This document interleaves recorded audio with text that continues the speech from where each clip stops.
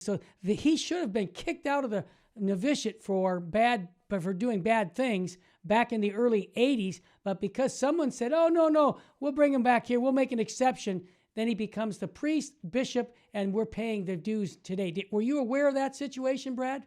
No, I think, Terry, we need to have a sidebar conversation a little longer and just like some one-on-one here. Yeah. This is our Catholic Internal Affairs segment with Church Militant. We got Brad Eli. Brad is one of, it's just a pleasure to listen to you, Brad. Welcome to the Terry and Jesse Show. What do we have coming up tonight? What's happening in the world of Catholicism and the world of politics? Well, we still have the old right mass is still under attack. The latest attack comes right from the fountain there in Rome. Basically, the old right liturgy, the extraordinary form, is banned, during Holy Week. A letter from the Vicar General, Pope Francis' Vicar General, Cardinal Donatis. This actually came out earlier in October. It's just surfacing now that you can't have any sacraments. That you're going to go to confession, and this priest doesn't even understand English, and he can't hear it in Latin. Give you the sacrament in Latin because they said no sacraments whatsoever. The 64 missal and all of the rites that goes with the confession and anything else with it cannot be done, is banned during Holy Week, Monday, Thursday too, through Easter Sunday. So, go figure, right? Whose side are we on in this war, right? Who's the good guys, who's the bad guys? It's easy when everybody's, it's us against them, right? Yeah. This is the bad one. So anyway, that is one of the problems. Now we come back to the shores over here, and we have U.S. Bishop John Stowe, pro-gay John Stowe of Lexington, saying that the church needs to be more political. Basically, the church must be political. He's talking to Commonweal, which is far left-leaning. Interview just recently came out. And the whole politics of it, they are so political right now. They talk about all the social justice issues right now. We all have a Jewish carpenter for a boss, and he kind of gave us some instructions. And if you want to, work for him, fulfill that mission, right? Go forth and teach all nations whatsoever I've taught you, what I commanded you.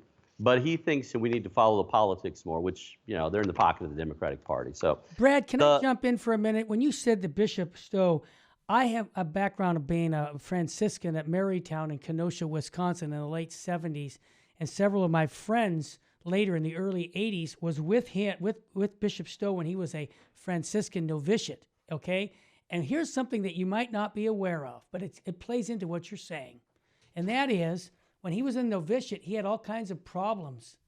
And problems with, living the order's rule as a Franciscan. And what happened is, the people that were sponsoring his particular Franciscan group, they said, oh, we'll just bring him back and we'll do it through our own way and not send him to, a bigger place. So they did it quietly. So he should have been kicked out of the novitiate for doing bad things back in the early 80s. But because someone said, oh, no, we'll bring him back here, we'll make an exception, then he becomes the priest, bishop, and we're paying the dues today. Were you aware of that situation, Brad? No, I think, Terry, we need to have a sidebar conversation a little longer and just like some one-on-one here. Yeah, we're going to need to get debriefed on this one because my little news antennas are going up. I figured it might.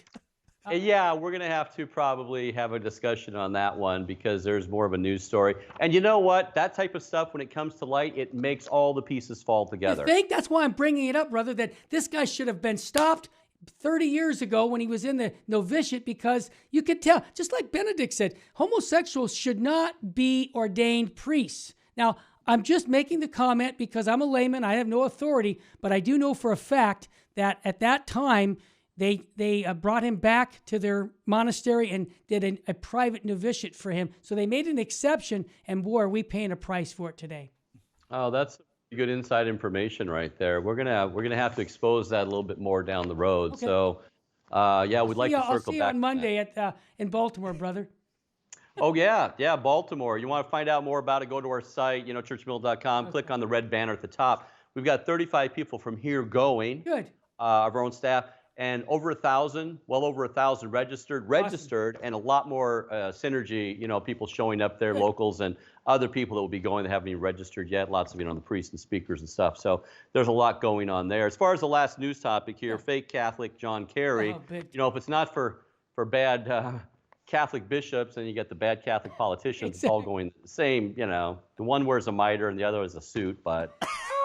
He's basically saying no coal. You know, the Glasgow, Scotland, right? What do they call that? The COP26, basically the climate conference. He's a climate czar, John Kerry.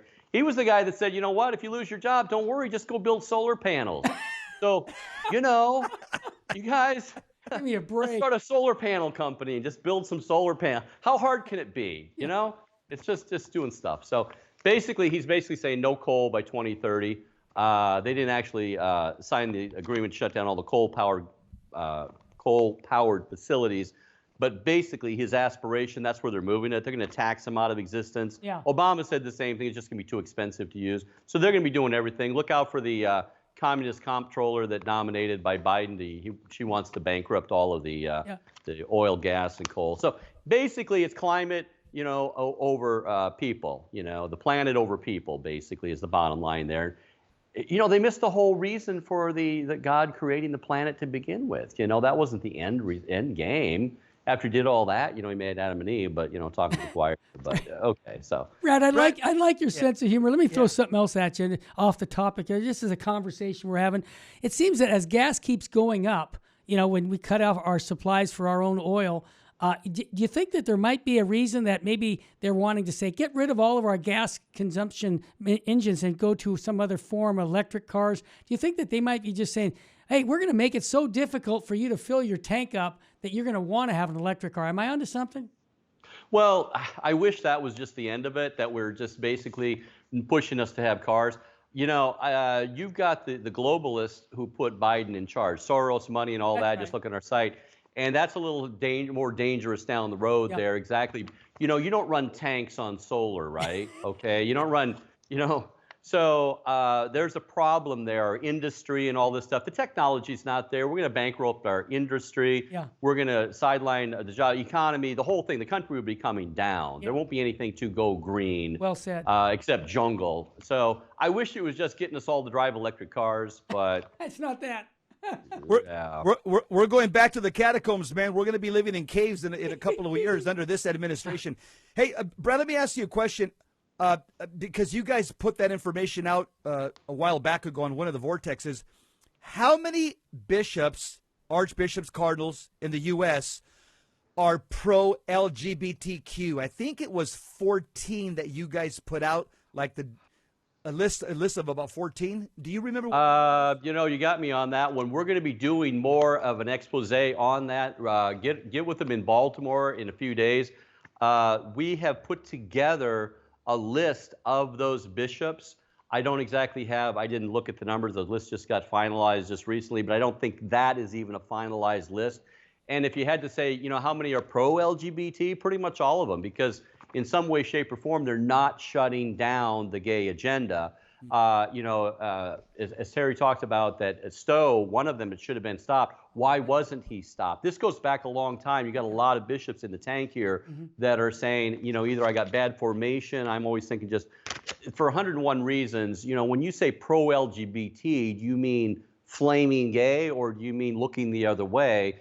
In either case, you're in bad shape. Amen. Yeah. Brad, you and Terry have something in common because you were in seminary also, weren't you? I was in 3 seminaries. Okay. You beat me. They had the good sense not to ordain me, I guess. Kneeling for communion, not shaking hands. You know, you go on and on. You were rigid, huh? Yeah, the Scarlet R, man. When they bring up the word rigid, as we're all seminarians are like, ding, yeah, I know what you're talking about there. So I guess I didn't hide my Catholicity well enough, but yeah, I got, you know, I learned a lot of stuff. Learned, you know, got a couple degrees and everything, and I'm very happy for all that formation I had. I didn't say no to the priesthood. Everything there was, I could tell you a story for, you know, several different iterations of when and how and why I wasn't ordained. And finally, the little startup community I was with went by the wayside, and I wound up here. So I've been in the underbelly of the church for, I don't know, 25, 30 years. Well, keep doing what you're doing. Brad, tell us again how people can listen to this news tonight and every night. Tell us. Well, you can just come to the site. It's the best to come to the site, churchmilitant.com. Come there, and we'll be live streaming it on the site. That's where we want everybody to come. You can also find us on YouTube channel, but the solid best way that we need to go forward, because all the social media platforms deplatforming everybody, right? That's right. You guys know about that. We do. So the best thing to do, come to the site, churchmilitant.com, 7 o'clock Eastern time. Tune in and find out where the battle is tonight. Sounds good. Well, Brad, I want to thank you for taking the time to give us an update every Wednesday. Next Wednesday, folks, we won't have Brad there because Jesse and I will be in Baltimore. We have a special pre-recorded show for our listeners. But again, go to churchmilitant.com to get more information on all of the things that they have to offer you to be a high information Catholic. Brad, thanks again. Absolutely.